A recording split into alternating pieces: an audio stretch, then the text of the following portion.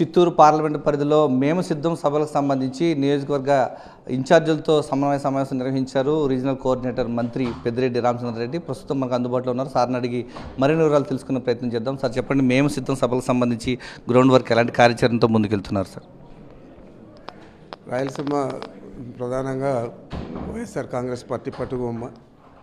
మాకు ఇక్కడ జరిగే సభలన్నీ కూడా ఒక ప్రత్యేక తరహాలో జరగాలని చెప్పి మా కార్యకర్తలు కానీ నాయకులు కానీ అందరూ కూడా భావిస్తారు. కాబట్టి ముఖ్యమంత్రి గారి సభలు బస్ యాత్రతో పాటు ప్రతిరోజు సాయంత్రం సభలు జరుగుతాయి.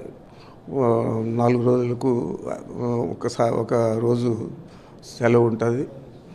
ఆ విధంగా ఇంకా పండుగ రోజుల్లో ఇవన్నీ మినహాయిస్తే 21 జిల్లాల్లో కూడా ఈ యాత్ర కొనసాగుతుంది. 21 జిల్లాల్లో కూడా ఈ సభలు జరుగుతాయి.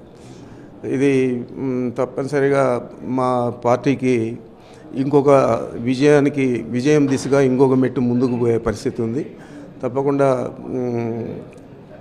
ఇది చాలా ఉపయోగపడుతుంది కంటెస్టింగ్ క్యాండిడేట్లకు కానీ, పార్లమెంటరీ కంటెస్టింగ్ క్యాండిడేట్లకు కానీ.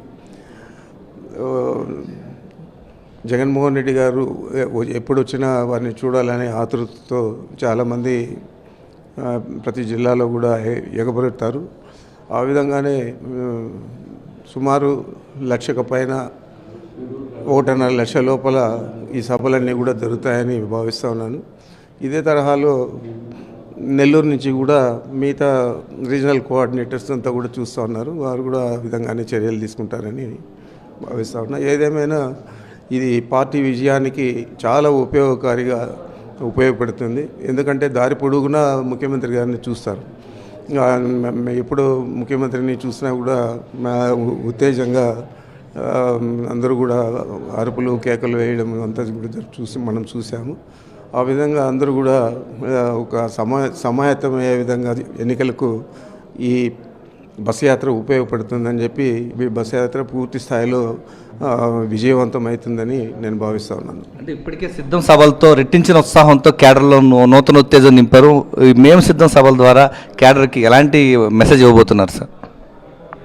మెసేజ్ అంటే మేము మా నాయకుడిని చూడాలా అని చెప్పి ఏదైతే ఆతృత ఉంటుందో వాళ్ళందరూ కూడా రోడ్డు పొడుగున ఈ బస్ యాత్రలో పాల్గొంటే అది గ్రామాలకంతా కూడా వెళ్తుంది. ఆ జోష్ తప్పకుండా ఒక జోష్ నింపిన వారవుతారు మా నాయకుడు జగన్మోహన్ రెడ్డి గారు.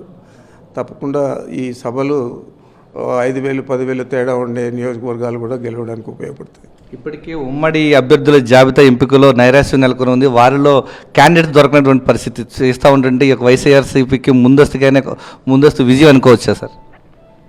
మేమంత గర్వపడి మాట్లాడడం లేదు. ఏదేమైనా కూడా మాకు తెలుగుదేశం పార్టీ కానీ, జనసేన కానీ, బీజేపీ కానీ వాళ్ళ ముగ్గురు కలయిక కానీ మాకు పెద్దగా నష్టం జరిగేది లేదు. ఇంకా ఏదైనా కొద్ది గొప్ప లాభం జరుగుతుంది. రాయలసీమ జిల్లాల్లో మైనారిటీ సోదరులు ఎక్కువగా ఉన్నారు కాబట్టి తప్పకుండా వారు మా కొద్ది గొప్ప తెలుగుదేశం పార్టీలో ఉన్నవారు కూడా ఈరోజు మాకు మద్దతు పలికే పరిస్థితి ఉంది.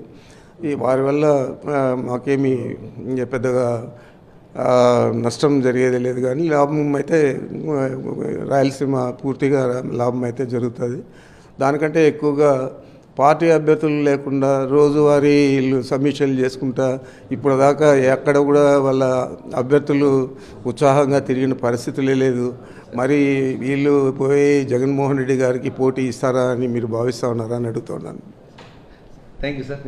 క్షేత్రస్థాయిలో మేము సిద్ధం సభల ద్వారా రెట్టించిన ఉత్సాహంతో దూసుకుపోతున్నటువంటి వైఎస్ఆర్ కాంగ్రెస్ పార్టీకి ఉమ్మడి పార్టీ ఎట్టి పరిస్థితుల్లో పోటీ ఇచ్చే పరిస్థితి లేదంటున్నారు మంత్రి పెద్దిరెడ్డి రామచంద్రారెడ్డి. తిరుపతి పార్లమెంటు పరిధిలో, చిత్తూరు పార్లమెంటు పరిధిలో మేము సిద్ధం సభలకు సంబంధించి రెట్టించిన ఉత్సాహంతో సీఎం జగన్మోహన్ రెడ్డి పాల్గొనబోతున్నారు.